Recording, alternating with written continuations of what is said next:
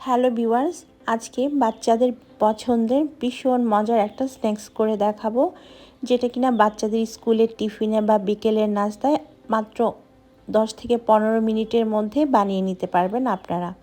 খেতে যেমন মজা, তেমনি বাচ্চারাও কিন্তু এই স্ন্যাক্সটা খুবই পছন্দ করবে। তৈরি করে দেখাবো চিকেন ফিঙ্গার। আশা করছি আমার আজকের পর্বটি আপনাদের কাছে ভালো লাগবে। ভালো লাগলে আমার চ্যানেলটিকে সাবস্ক্রাইব করে আমার সাথে থাকবেন আশা করি। সেই সাথে পাশে থাকা বেল বাটনটি প্রেস করে রাখবেন। চলুন তাহলে আমরা পুরো রেসিপিটা দেখে নিই। আজকের চিকেন ফিঙ্গার বানানোর জন্য আমি এখানে 400 গ্রাম চিকেন নিয়েছি, আর আমি মুরগির বুকের মাংস নিয়েছি। সবগুলো টুকরো আমি একই সাইজ করে কেটে নিয়েছি। খুব ভালোভাবে ধুয়ে পানিটাকে একদম ঝরিয়ে নিতে হবে।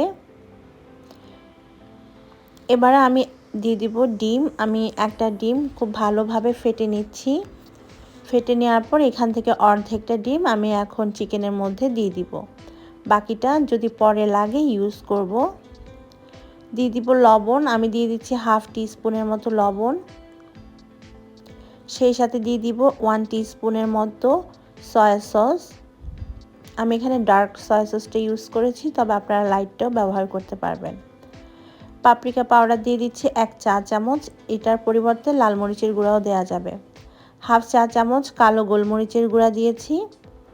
1 টেবিল চামচ আমি টমেটো সস দিয়ে দিচ্ছি। আদা রসুন বাটা 1 চা চামচ করে দিয়েছি প্রতিটা। এবার সব কিছুকে ভালোভাবে মিশিয়ে নিতে হবে। আমি হাত দিয়ে মিশিয়ে নিচ্ছি সব কিছুকে। তো বাকি যে ডিম ছিল আমি সেই ডিমগুলো দিয়ে দিব এখন।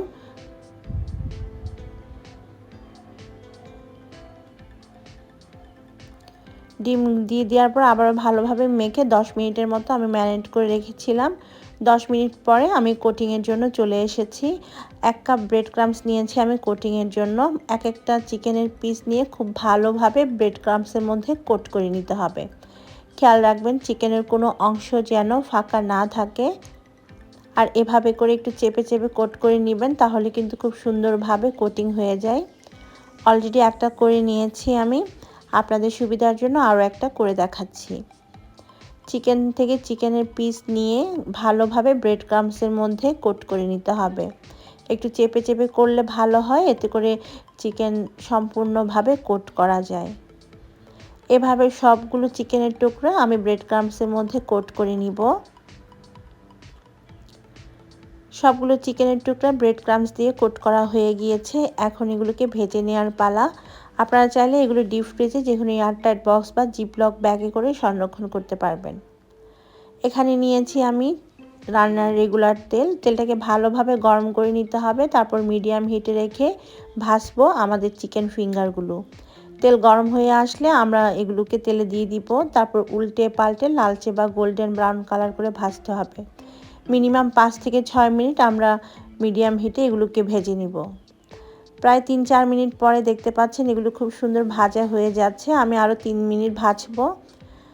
3 মিনিট আরও ভাজার পর যখন এগুলো এরকম একটা কালার আসবে, খুব সুন্দরভাবে ভাজা হয়ে যাবে, তখন এগুলোকে তেল থেকে তুলে নিব।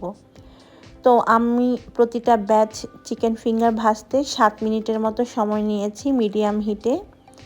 তো আমার চিকেন ফিঙ্গারগুলো ভাজা হয়ে গিয়েছে। ঠিক এরকম যখন লালচে কালার আসবে তখন এগুলোকে তেল থেকে তুলে নিতে হবে। তো আমি এগুলোকে তেল থেকে তুলে নিব, আর অন্য যে চিকেন ফিঙ্গারগুলো আছে সেগুলো সেমভাবে ভেজে নিব।